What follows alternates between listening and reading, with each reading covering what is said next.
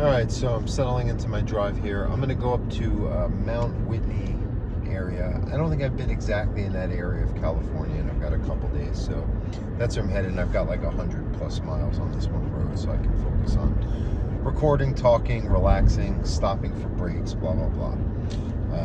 Got my paper towel roll shoved under my rib cage. I had a nasty. I tore some of the connective tissue in my rib cage back in December when I was training for jiu-jitsu again after taking 13 years off from an injury and 1 week into it, and it really messed me up. Needless to say, I stopped the jiu-jitsu, and I also it just hurts. Like anytime I drive or sit or just like sleep, it really pinches, and so stuffing something in there and just like pushing into it is helping me feel better. I got 1,000 injuries. It's a life of skateboarding, working with dogs, being physical, martial arts, outdoor stuff, being clumsy. It just happens.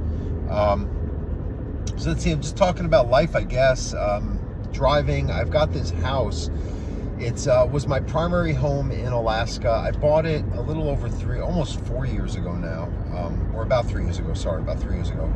And I lived in it for like a year and a half, rented it out until about 2 months ago. It's been on the market. I got an offer. The offer's a little lower than I'd like. I need to pull enough money out of it so I have options once I'm there. You know, I don't have a place to live. I could buy a house, rent a house, travel, and afford the buffer financially. So I'm gonna figure out something within a few hours here because they want me to give them an answer. But yeah, so that's that. I've got a shed with all my belongings on that property, and I don't know if I should. They said I could keep the shed, and that shed's worth something, so I could sell it separately, recoup a little bit of the money that I'm not getting on a sale at the cost, that they want to pay for it.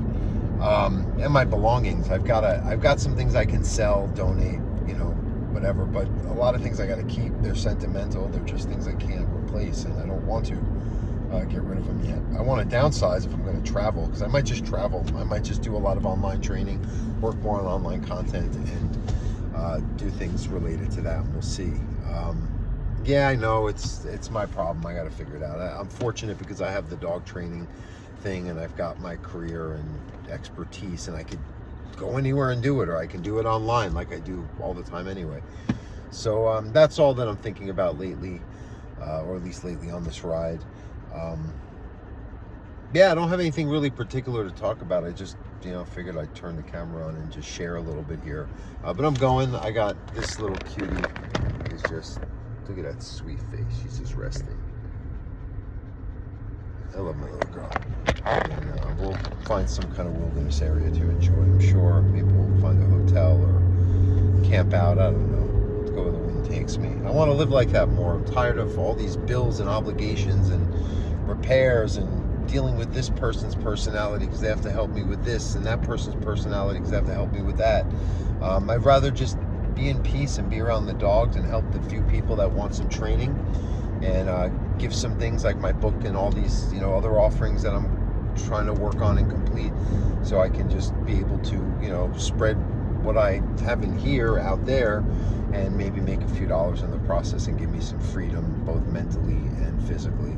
Not physically, like time-wise, logistically freely. I could go about. So that's my thoughts for the moment here. Just going through Phelan, Phelan, California. Anyone that's been here knows of it. It pretty much is synonymous with methamphetamines.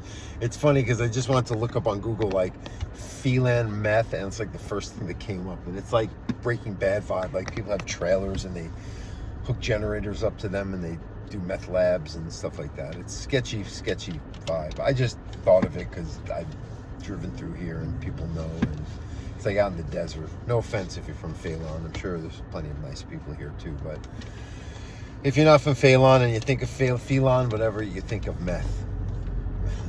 All right, bye.